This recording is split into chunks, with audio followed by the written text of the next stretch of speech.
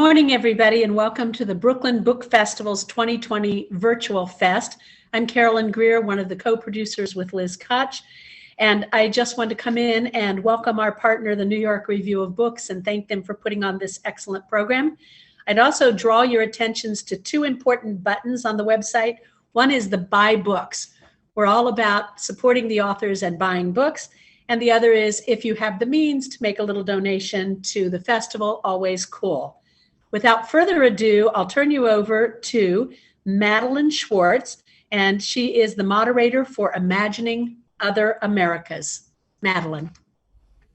Hi, everyone. Welcome to Imagining Other Americas, hosted by the New York Review. I'm Madeleine. I'm a regular contributor to the Review and the editor of the Ballot, which is a site to cover every 2020 election except for the obvious one.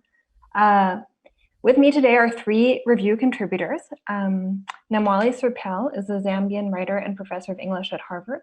She's a recipient of the 2020 Wyndham Campbell Prize for Fiction and the 2015 Caine Prize for African Writing. Her first novel, The Old Drift, which I have right here, won the 2020 Innisfield Wolf Book Prize for Fiction and the LA Times' award for first fiction. Her latest book is called Stranger Faces and is out now from Transit Books. Hari Kunzru is the author of 6 novels, including Red Pill, his newest book. His writing has also appeared in many publications, including the New York Times, the New York Review of Books, the New Yorker, the Guardian, Granta, October, and Freeze.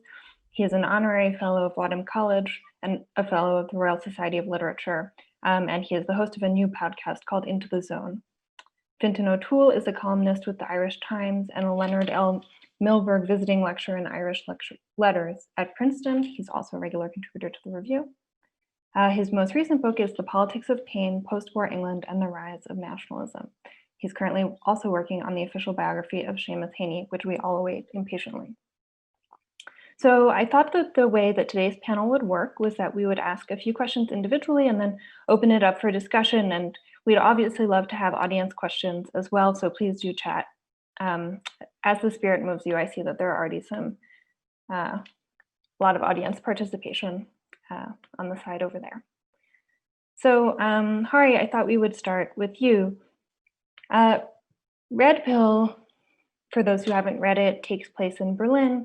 It's the story of a literary critic who comes to work on a prestigious fellowship, and as soon as he arrives, things seem to go very oddly. He learns that he's not going to be working alone, but in an ominous sort of capital W workspace, and his irises are scanned. And he becomes obsessed with a cop show called Blue Lives and eventually meets its showrunner, a man named Anton, who I think will be familiar to many of us who read the news, or certainly his ideas will be familiar as being pretty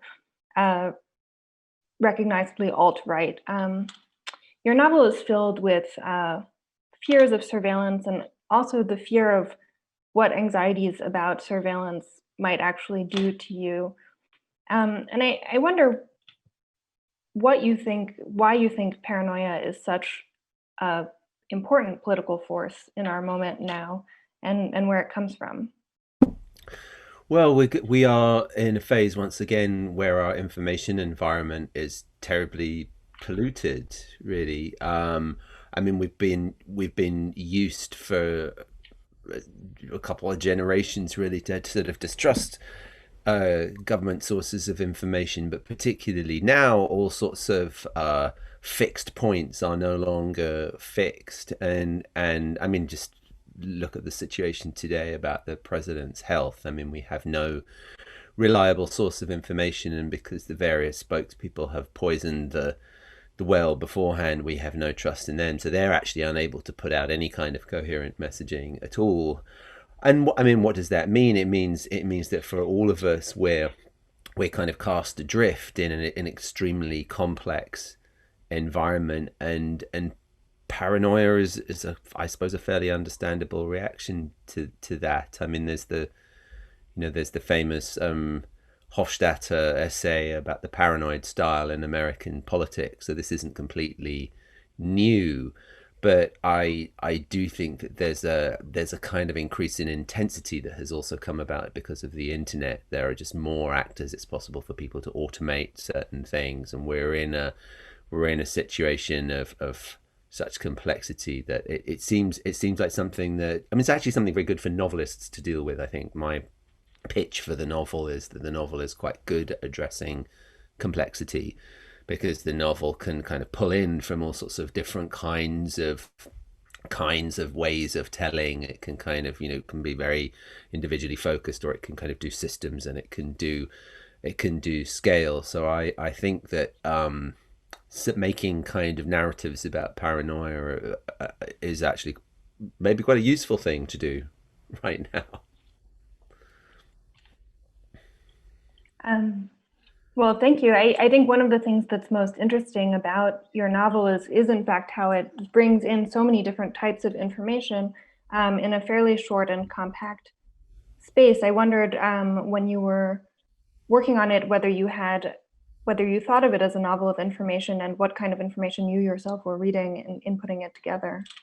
I mean, the starting point for the novel was thinking about surveillance and selfhood. Really, it was. I mean, I'm interested in the way that our sort of space of privacy has been very much reduced by, well, mostly by technology, and by the discovery that it's possible to trace us and profile us, and categorize us in ways that are then can acted on by various interests. I mean, my initial question was, I mean, if privacy is somehow sort of necessary to being human, we need a space of experimentation and a space before we step forward into the public. What does the diminution of this space mean? Does it sort of fundamentally alter us? Does it reduce, for example, our scope for dissent, political dissent, and other kinds of dissent? I mean, and that very quickly got wrapped up during the sort of writing process in frankly my obsessive doom scrolling. I think I don't need to dignify it with a more kind of complex phrase. I mean, like many people, I suspect, I spent much of the last few years consuming troubling information in ever larger quantities, in the sense of not quite knowing what the parameters of change are. Like, how much is this slippage? How far is this slippage going to go? Is this what it felt like to be a German in 1928, or is this some other kind of experience? I mean, I think that anxiety about what one might need to prepare for is very common right now, and those things got kind of wrapped up together. Yeah, and one of the things that I really loved about the book, and I think here I'm contractually obligated to say that there's a buy books button underneath the screen on which you guys are all watching this panel, and I would urge you to click it and do as it says. But one of the things that I really loved about the novel is the way that in some ways it replicates that feeling of going down rabbit holes and not really knowing where you're going to end up. Fintan, your commentary for the review on politics has really been indispensable over the past few years. And you've covered politics both in the US and in England. I have so many questions for you, but recently, given the current events, I was brought back to an essay you wrote on Trump back in April called Vector in Chief, in which you terrifyingly presciently write, it is a truth universally acknowledged that Donald Trump is no George Washington, but his descent from commander-in-chief to vector-in-chief is nonetheless dizzying. You go on to say, to understand Trump's incoherence, we have to take into account two contradictory impulses within the right-wing mindset: paranoia and risk. The right appears to the fear of invasion, of subversion, of contamination, but it also valorizes risk. The contemporary Republican Party, through Trumpism, has managed to ride both of these horses at the same time. And I just wonder, from your perspective, where are these horses taking us? Well, they become the horses of the apocalypse, don't they? In the end, so I do think it's true that the dilemma of the right has been it's always been brilliant at manipulating and generating paranoia.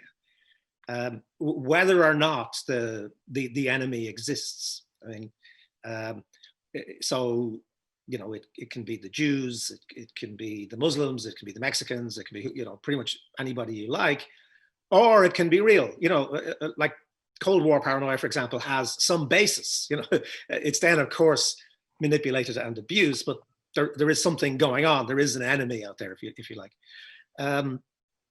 And the key to being successful, if you're an authoritarian regime, is actually you need to know the difference, right? So you need to know when you're generating it and manipulating it, and when it's real, or when there's something of substance there. I think then the problem for the contemporary right is that you've had this countervailing force, which is really since the triumph of neoliberalism, in a way, sort of moving away from paranoia, particularly after the end of the Cold War, towards the embrace of risk, right? So I suppose this is sort of neoconservatism, which is the old one, Saddam Hussein has weapons of mass destruction and is going to kill us all if we don't invade Iraq, to neoliberalism, which says actually risk is the essence of life. It's what generates wealth. Government is bad. All forms of governmental power are innately wrong, and therefore the embrace of risk is where we should be. And Trump was sort of doing quite well in using both of those, just as Boris Johnson, who's a kind of mini Trump in Britain, was doing so as well, in slightly different ways, but the same basic essence of libertarianism plus paranoia, is a very powerful cocktail. And then the problem is that real risk comes, actual risk, an actual time when it would be quite good for leaders to say to people, actually, you really kind of should be a bit paranoid about this thing. And they don't know what to do with it because these contrary impulses are still running. So you get Boris Johnson last March boasting about the fact that he went to a hospital and shook hands with the patients who were in with COVID-19, as a sort of, it's a masculinist thing as well. It's about, real men don't wear masks. Real men shake hands with people who have COVID-19, but also as a sort of libertarian thing. We're special kinds of people. We're not subject to this stuff. And the virus has the last word on this. The virus says, well, actually, and it's particularly interesting with Trump, who, of course, the great paradox with Trump is that he's one of the few people in the world who was telling us 20 years ago, don't shake hands with people. It's terrible. Germs are everywhere.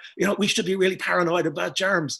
But the political narrative doesn't really go with that. And of course, we end up with this extraordinary demonstration with Johnson, with Bolsonaro, and now with Trump, that when you swagger around not being paranoid enough and telling people not to fear the virus, then, as we said, it has something to say about this.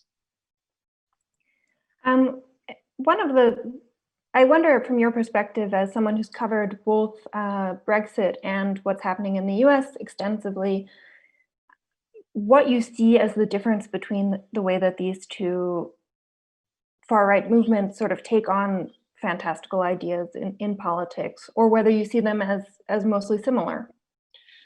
I think they have a lot in common. I mean, obviously, historically, geographically, economically, the very, very different kind of dynamics at work. One of the key differences is a difference in tone. Johnson, and as the main bearer of Brexit politically, operates in a sort of strange and I think very English zone of humor, where everything is in very obvious quotation marks, where nothing is to be taken seriously. Whereas Trump doesn't do humor, there's a kind of edge and a violence and a directness, perhaps, to Trump's paranoia. But underneath it, I think there's one really important thing in common, which is the need for white men and for post-imperial, or maybe not so much post in American terms, imperial or post-imperial cultures, to do a kind of jujitsu and take on the pain of the oppressed. to say you're not the ones who are oppressed, we're the ones who are oppressed.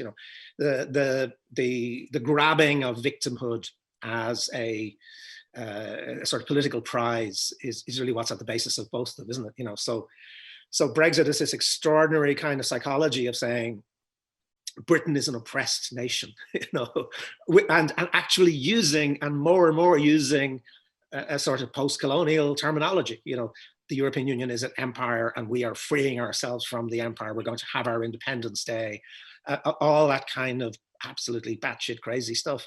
And of course, Trump does a sort of version of that doesn't have the self-conscious absurdity and humor, but actually, but it was doing the same thing, which is at the heart of it is this notion that the great white America, is being oppressed by Black Lives Matter, by Mexicans, by Muslims, by liberals, by women, of course, particularly people who don't know their place have come along and are taking away the privilege, and that is a form of victimhood. It's not a form of justice. It's a form of oppression. Thank you. Now, Molly, so shifting gears a little bit, The Old Drift is such a variegated and omnivorous novel. It's a really complex and beautiful intergenerational epic, unlike nothing I've really read in contemporary fiction. And rereading it for the panel, I was struck in particular about the passages that had to do with the HIV/AIDS and with the development of a vaccine for obvious reasons. There's much in the novel about both the development and deployment of vaccines and the political connotations of who gets tested, who they are tried on, and who they're given to. What were you looking at in writing this section of the novel, and what story were you trying to tell? For the question, so there's an uncanny feeling when you're writing about the near future, and I talk about this in an article I wrote for the Times Book Review, where you are both very keen to get things right and very disconcerted when you do, because you become a kind of prophet of doom. But when it comes to writing science fiction, most science fiction writers who write about the future will tell you, people like Margaret Atwood, William Gibson, anyone who's been called a prophet, Octavia Butler even, they will tell you what we're doing is not looking to the future.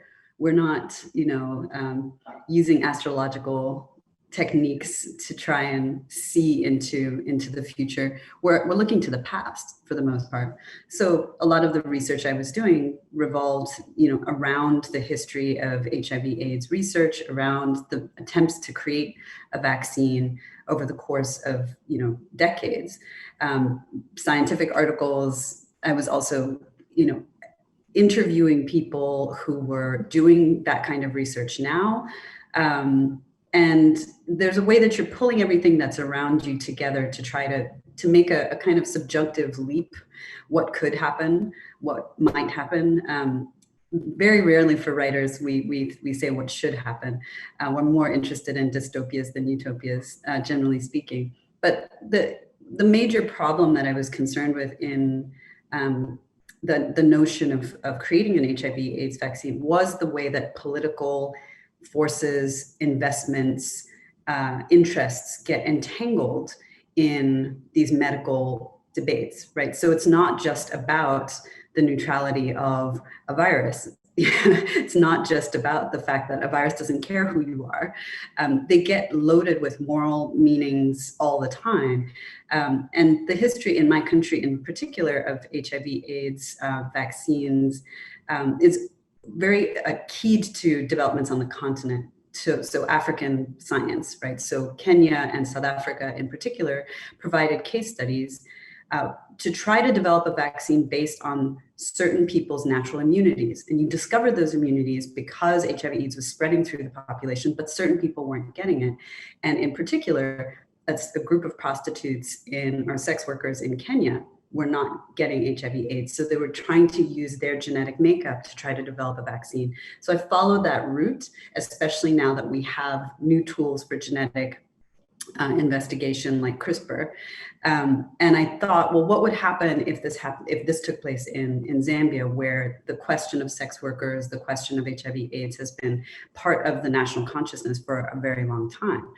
And then, of course, there's the problem where people get tested for medicines and vaccines that haven't been given any kind of say in it, any kind of consent. So there's a famous case in South Africa where people were being, an experimental HIV/AIDS drug was being, ARV drug was being tested on unsuspecting populations. So putting those things together, and also thinking about the very long history of testing Black subjects. There's a kind of joking dialogue in my book where they say beta tests, and a character says they should just say Black, because at the end of the day, there's certain populations. And of course, we had this quite recently, and I don't want to get the quote wrong, but 2 French doctors suggested that Africa could be the ideal place to conduct clinical trials for treatments for COVID-19. So one of the doctors said, if I could be provocative, and this is a translation from the French, should we not do the study in Africa where there are no face masks, no treatments, and no ICUs? The other doctor said, a bit like it is done for some studies on AIDS, where with prostitutes, we try things because we know that they are highly exposed and they don't protect themselves. Another doctor, you are right. And we are in the process of thinking about a study in Africa in parallel to carry out the same type of approach with a placebo. And the horror with which this was greeted by the medical community, by the WHO, it's horrific that in 2021, or in 2020, I'm already jumping to the future, that you would have this being presented. But the fact that they were citing the very cases I was writing about in my novel, again, on one hand, I was right. On the other hand, I was right, that this is actually what would happen in what we would think is a progressive future. Yeah, I find those quotes absolutely horrifying. And I wonder, what kind of literature do you think will come out of this virus that we're experiencing now, if we can say? I mean, it's funny, everyone was talking about their Corona novels and citing Shakespeare, like writing Lear, I think, and I, of course, like many people, was suddenly like, hey, I should reread the Decameron. It's been a minute, There's this kind of desire to see exactly what our external circumstances, which are so unique for everyone. It's a kind of worldwide massive shift in our lives, regardless of whether you've been exposed, whether you yourself have had it, whether family members have died, or whether you've just been isolated with your family or without your family. It's just it's a radical shift. And so there's a lot of interest in whether or not this will be able to process this in fictional form. But I think we've been infected a little bit by the very tightly wound, rapid news cycles. I don't even need to I can just cite the last week and you understand what I mean. Like every day was a whole new world of information and crisis and disaster.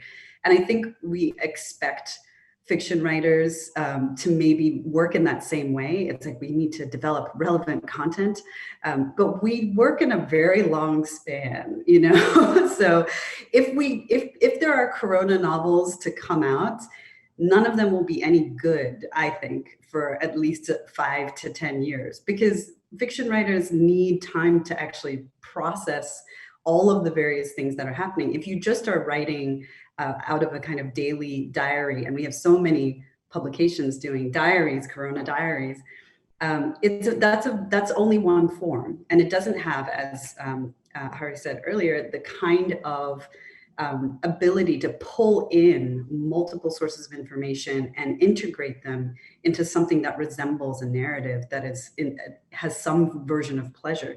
Otherwise, it's just doom scrolling writ as fiction. Yes, so I personally, as a reader, do like the diary form, and I'm very pleased to see it, even if, as you say, it is not the only way to write about the present. I would just remind our listeners, who I see are from really all over the world, from England to Bay Ridge, to post any questions that they might have. We'll soon be turning towards those. But before that, I'm curious, all three of you have both lived in the United States and outside of the United States. And from those two experiences, what do you think is one thing that people outside of America can see about the country that Americans can't? I think of my own experience as a foreign correspondent working in other countries and how quickly you are led to really reduce complex situations abroad into something that's absurd, and yet turning it back on the United States. If I were to go around saying, the United States is the largest Christian majority country in the world, led by a former reality television star, it wouldn't seem so inaccurate either. I could start and say I think that what has really been exposed in the last, well, over the period of the Trump presidency, but particularly the pandemic, is the sort of disorganization and corruption in this country. There's still, I think, a reflex that a lot of commentators have to look for foreign models when they're faced with some of the output of the current White House. People will mention, oh, it's like North Korea or it's like the Soviet Union or something like that. But this is a very sort of domestically generated kind of chaos. I mean, I think we realize that a lot of the foundations, which I think Americans and non-Americans assumed were very, very stable, actually rely on norms which are very easy to blow past if you're not interested in participating in them. And there seems to be very little, and there seems to be a kind of style of, I think the British word would be like brinksmanship. I mean, it would be like I mean, people try and get away with stuff, and they're now in a situation like this where there's really no safety net. People are trying to get away with stuff to do with public health and to do with basic governance, and the huge gaps and cracks are showing. I mean, I think we can't underestimate what this has done in a kind of permanent way to America's international standing and ability to project power around the world. One of the things that strikes me, I think, is that, and it's one of the things that Britain does share with America, I think, is that both Britain and the US have sort of beta versions of democracy. They've got 18th century versions, which in the 18th century looked incredibly progressive compared to absolutism. It was pretty good. And of course, particularly then the American version, which kind of took the British democratic settlement and pushed it a bit further. But by God, are they looking really, really outmoded now, and it always amazes me how even sort of liberal critical people in the United States fall very easily into thinking about, we've got the best democracy in the world. Well, no, you don't. The Electoral College is an absolutely grotesque absurdity. The kind of charade we're seeing at the moment in terms of the Supreme Court is not something that would happen in other democracies. The fact that you have a presidency and an attorney general who when called to account in the most basic way by Congress, which has the constitutional duty to do so, basically says F off. We're not sending you those documents. We're not turning up to account for ourselves. And these are built in.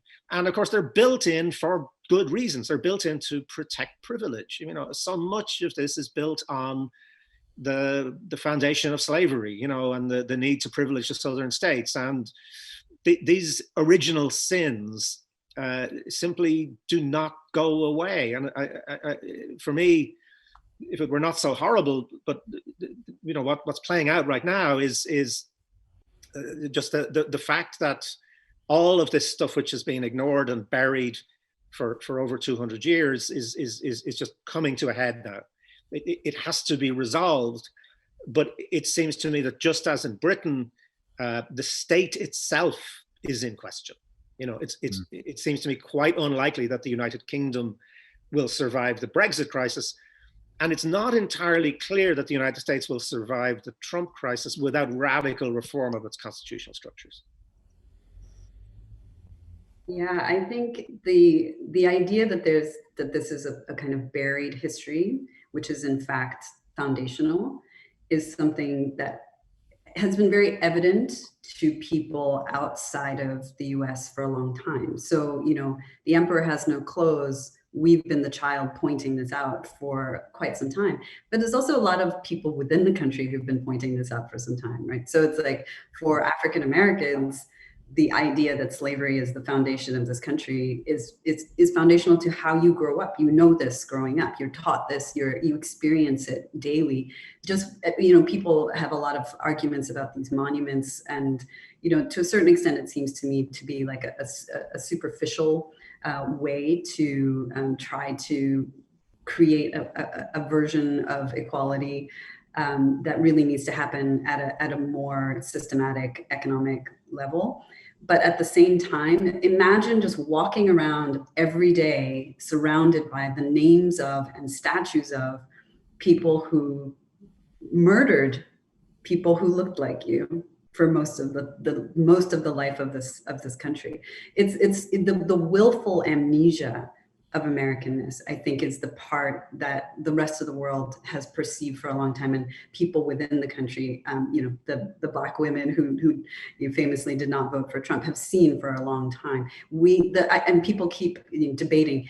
Those of you who said you knew how bad it would be, you didn't really know how bad it. It's like, no, actually, there are a lot of people who wept. There are a lot of people who knew exactly, because again, if you look to history repeats itself, and America, to me, from the external view of America, has always been of a kind of great aspirational freedom, but also a really powerful sense of naivete. It's like a giant child. In some ways, when people say that Trump is an aberration, it's also like Trump is also the apotheosis of everything about America. It's the self-aggrandizing, for completely self-erasing amnesiac who believes he is always right. And it's like that maybe the whole country has kind of been built on that reputation for some time. It doesn't take that much to recognize, as Fintan says, how much this country is built around protecting a minority of people, of landowning white men. It's everywhere. And so the idea that you can walk around and not see that, or even play the victim, to me it's almost baffling how ignorant people can be of what they're actually experiencing and what the rest of the country is experiencing. Yes, I think it's the irony inherent in the fact that a country built on slavery would be the only one where the phrase "it's a free country" is used to get out of doing anything that is asked of you. So here we have some questions from the audience. Do you think there can be a global narrative? Does that appeal to people? Why has the UN lost its place in global consciousness? If it has, do you think climate change might change that?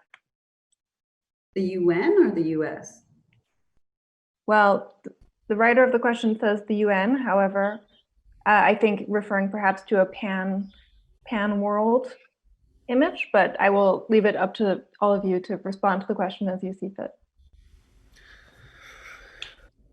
I'm going to let someone else start with that. Let me like we have no choice but to have a global consciousness. It's not as if, it's sometimes talked about as if it's a kind of silly luxury, where real life is happening locally to us, or even in our own states, or in our own countries, and then all this global stuff comes on top of it, and if that was ever true, and I somewhat doubt it if you look at the history of humanity, it sure as hell isn't true now. The pandemic, for example, has a global consciousness. The astonishing rapidity with which it has moved and become a global phenomenon.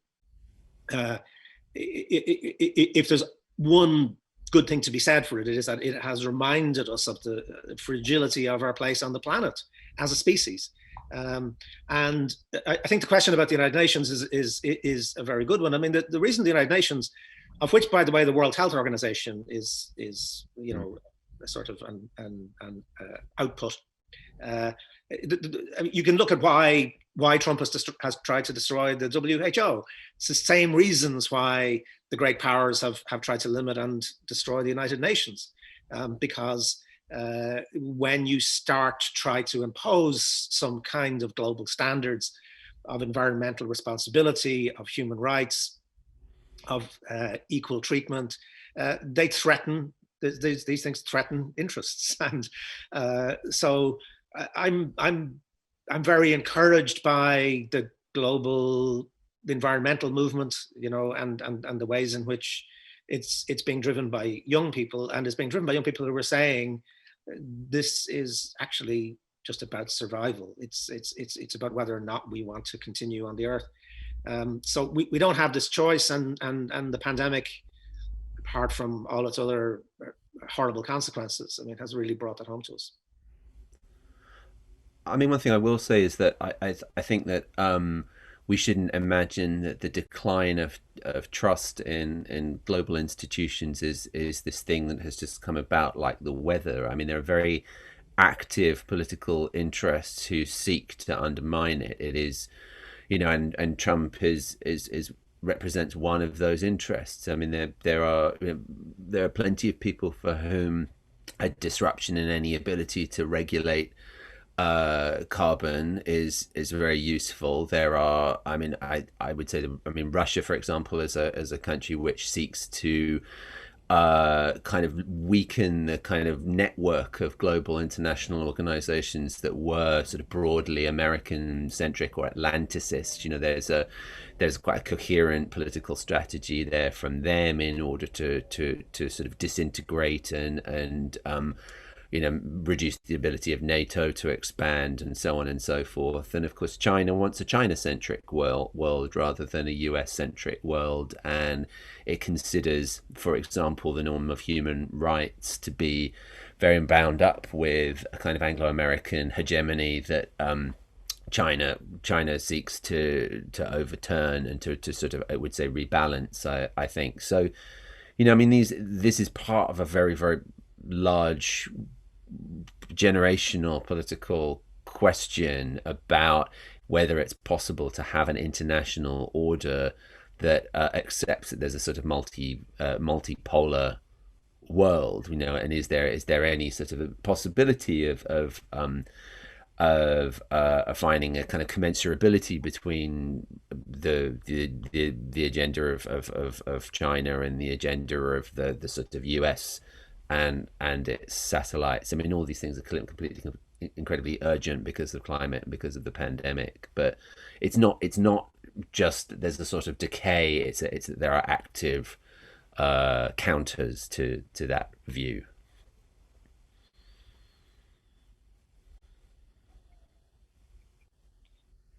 And where does that leave the novel or literature then? I mean, can there be such thing as a global novel, or are novels inherently tied to a specific, are they inherently parochial, inherently tied to a specific place?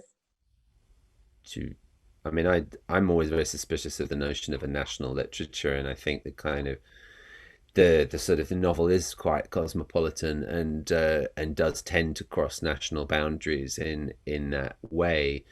I mean, I think, I mean, a global consciousness seems like slightly sort of metaphysical category rather than a sort of artistic goal. You know, in that we have to recognize that there are real and profound differences, and that those are meaningful and valuable. I mean, the idea of flattening it all out into some sort of you know, sort of one globalized point of view doesn't seem to me an accurate way of looking at the world. I mean, I don't know, maybe what Namwali, what do you think about the novel and globalism? I mean, I think globalism, or the global as a category, as you know, both of you have already said, is something that can either be used for various purposes, or it can be used for for good things, so it can transmit a virus with airplanes, but so like it can also mean that the distribution of vaccines can happen internationally, so there's global capital, but there's also the sense that, yes, maybe we can think of a multi-centered world, and that we're all affected by climate change and so on. So these things to me are not, there's not you can't be like, it's plus, it's minus, it's what we do with it, right? It just is. And I think the same is true for the novel. So, I think the idea of having an extremely local novel, one so local that it is just inside a person's mind, is the great triumph of modernism. At the same time, that kind of novel being able to cross borders, or a novel like mine, which includes characters from all over the world, that's another potential as well. The novel isn't one thing, nor should it be one thing or the other. I think it's, one of the one thing I'll say about human beings in general is that we are prone to diversity. We just tend toward variegation. We tend toward multiple different things. And as Hari says, you can always find value in those differences, even if they're incommensurable. So we've just gotten our 5-minute warning from the Brooklyn Book Festival gods. So we have a question. I think this is a question mostly for you, Namwali. What inspired you to write a science fiction? Was it a specific book, writer, or world event? I've always been interested in science fiction. I've always loved science fiction. When I first came to the United States, I was 9 or so, and I was put into an advanced reading program. This is one of the ways that I think the American-centric point of view, they keep saying we're devolving into a third world country, but my British education in Zambia had me at a higher reading level than my classmates when I came to the US. I was put into this reading program that was, we read the Tripod Trilogy. And it was, these giant, 3-legged robots that were, it turns out, manned by 3-legged aliens. And then, we got our green cards, and we were now called resident aliens. And I was like, oh, I'm an alien? Okay, what is this? So there's definitely part of my immigration story is also a story about my exposure to science fiction as a really useful realm for exploring being other, being different. But it also, I've always been really into science. I was almost a microbiology major in college. Milton was my gateway drug into becoming an English major instead, but I was always interested in actual science. And so science fiction, writing science fiction, my novel was a way that I could go back to that early love of science fiction, and also my early love of science itself. And for Hari, your Red Pill also has sort of speculative elements in it, and I wonder where did the urge to write those elements into the fiction come from, and how can fiction in general help us think about the power struggles inherent to any technological advancement? I think, yeah, speculation is an important kind of type of fictional imagination, imagining if things were different, imagining things kind of beyond or kind of or intensifying from the present moment. There is a very sort of particular kind of science fiction storytelling that's floating around on the right as a sort of justification for certain sorts of politics. It's quite an apocalyptic view. Ranging from the kind of the apocalypse of the Boogaloo, the kind of race war that various people are preparing for, which frankly owes as much to The Walking Dead and to various kinds of popular dystopias as it does to any kind of other political analysis. And of course, there are the Turner Diaries and a sort of the long tradition of kind of right-wing dystopias, but also there's this kind of notion of the singularity, which takes place which has an existence in all sorts of forms and has taken on various political meanings. The idea of accelerationism, intensifying the various processes of capitalism until, in one telling, the singularity is reached and we transcend our kind of current position in the world, or a sort of revolutionary kind of freeing of the productive forces happens, and we enter this kind of world of abundance, or the human becomes a category of the past, and we become Nietzschean sort of over men and women. And I mean, these narratives are all there, sort of driving, I mean, especially fringe politics, but I think they're kind of an unacknowledged part of mainstream politics as well. I mean, particularly now that characters like Peter Thiel are at the absolute center of the culture. I mean, there's a man who's got a strange kind of cocktail of Rene Girard and William Gibson, and is has got enough cash to kind of get a lot of other people to fall in line with his imagination. I mean, people like Elon Musk. I mean, he's a character who's steeped in science fiction and yet is also involved in kind of political and social change. So I mean, it's no longer a question of this is a sort of marginal or alternate form of imagination or of literature. I mean, we are absolutely steeped in speculation and science fiction in all forms. Well, on that note, I think we can conclude what has been a very interesting and thought-provoking panel. Thank you again to our three panelists, Fintan, Hari, and Namwali. Buy their books, subscribe to the New York Review of Books, be well, and stay safe. Thanks, everyone.